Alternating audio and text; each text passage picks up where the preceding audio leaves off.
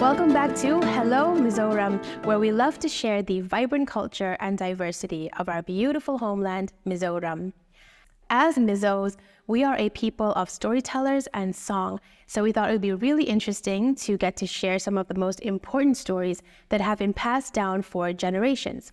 Now, oral tradition has played a pivotal role in the way our Mizo culture has expressed its beliefs and observations about the world around us. In this three-part series, we will be exploring and giving a brief look at Mizo origin myths, broken down into three stories that have often been told individually and distinctly. Now, many Mizo historians and writers have alluded to or referenced one or all of these stories, but in different versions. There is one author who has written about them as one long continuous myth. And for the purpose of clarity, we will be using the example set out by Mr. Ke Zola, who wrote about these myths in his 1964 book about our Mizo forebears and their descendants. That book is called Mizo Pipu Tele Antla de Thimzing. We'll start things off with the mysterious story of Thimzing, or the Great Dark. A long time ago, there was a certain great chief. Some accounts say this was a chief from the Haoput clan. One day, when dusk had started to settle in, this chief fell into a deep sleep. And as he slept, he dreamt that a great and fearsome creature called the Auk happened to swallow the whole moon. And because of this, darkness settled upon the whole land, and all the inhabitants were filled with fear and dread. However, a short while afterward, the Auk spat out the moon again, and the chief woke up. He described the content of his dream. I dreamt that I had turned into an auk and I swallowed the moon whole. Even now I can feel pain on the sides of my mouth. When those near him who heard his dream came closer to his face, they were astonished to find that blood was in fact trickling out from the sides of his mouth. Time went on, and 1 year later the chief passed away. He turned into an auk and immediately flew up into the sky. That night happened to be the night of a full moon, and because the moon was so big, the auk was unable to swallow it whole. The next day, the moon had become a little bit smaller than the day before, and the auk was then able to swallow it whole. Now the people of the land wanted to rescue the moon and began to shout and holler at the auk, grabbing a hold of anything that they could think of with which they would be able to make a great and terrible noise. The auk, frightened upon hearing this dreadful cacophony, immediately spat out the moon. From that point on, whenever the auk would swallow the moon, it is said our Mizo ancestors would raise up a great shout, loudly banging on drums and whatever instruments they had at their disposal in order to yet again save the moon. One day, the auk began to swallow not the moon, but the sun itself. And once the sun had been entirely consumed by the auk, a great and terrible darkness descended upon the whole world. All the earth's inhabitants were unable to see anything, let alone each other, and they wailed in fear and desperation. Not only that, but every inanimate object came to life. Even dried wood that had been put aside to build fires became green and alive again. Only the skulls of wild animals that had been shot and killed as game remained as they were.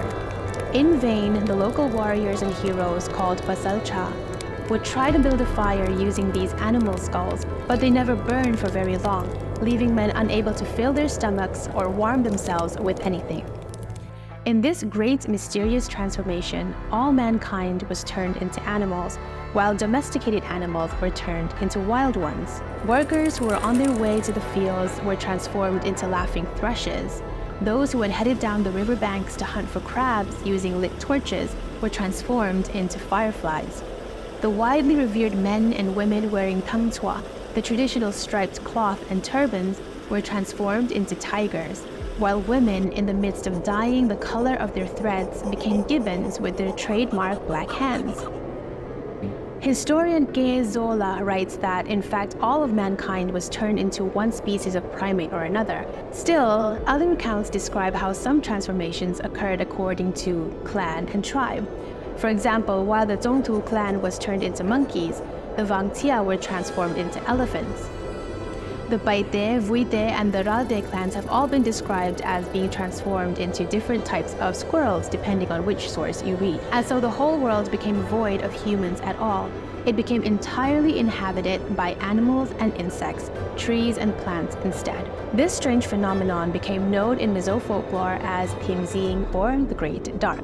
Now it is said that one chief had the foreknowledge that this great darkness was going to befall upon the land, and in preparation he gathered together all his precious belongings and hid them away deep in the center of a large stone. He covered the entrance to this stone with another large boulder.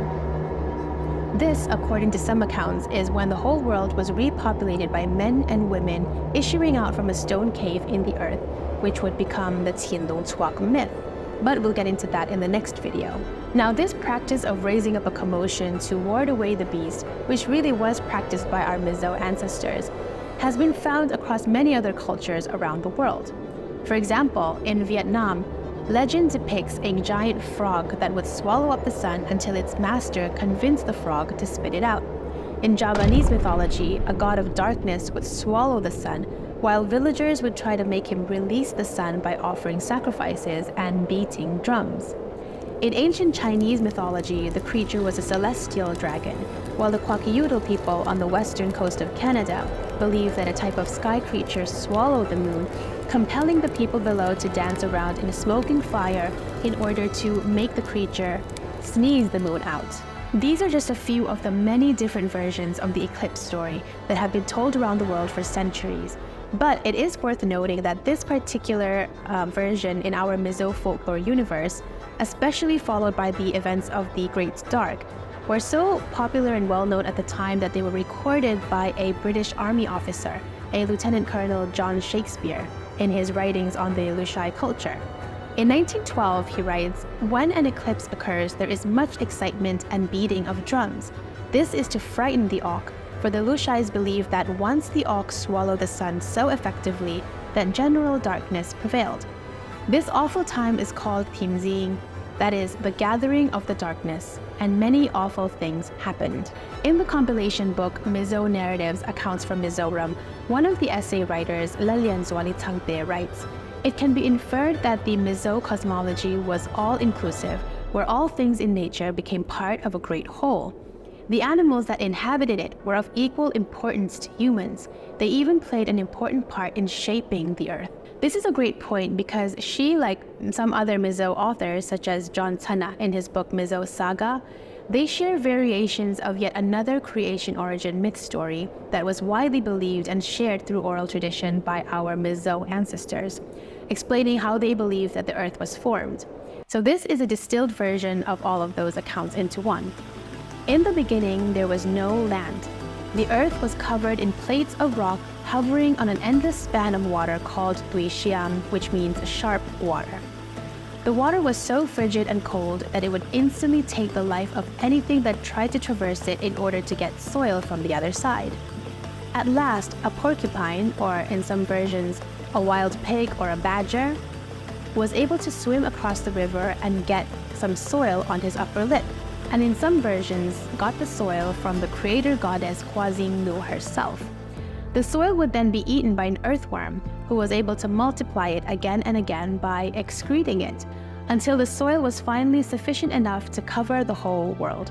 An animal named Zultenu, or a man named Tura in some versions, is said to have leveled the surface of the uneven earth with the swing of a bat. The creator, Kwazing, seeing that the earth was dry and barren, decided to bring forth vegetation from the soil and open the skies to water the earth.